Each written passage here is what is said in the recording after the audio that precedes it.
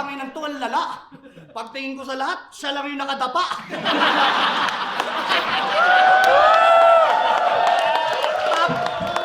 Tapos nagre-reklamo, ang sakit daw sa mukha.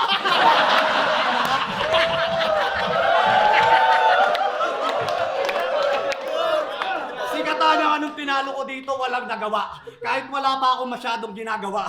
Ikaw pa kaya na tanging alam lang dito ay literal, alam gawin ay literal na mandura? Tapos ikaw pa yung manlakas at manlait at mangutya?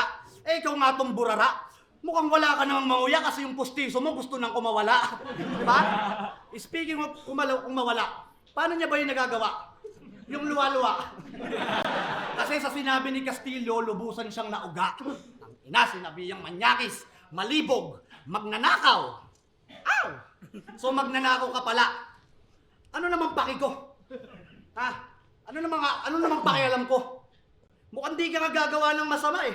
Pag masama pakiramdam mo. Kasi tignan nyo, titig pa lang mukhang nang mumuleste ng puki ng ina. Naglalaway ka sa labad yun ni Marichu, gago kita-kita sa camera.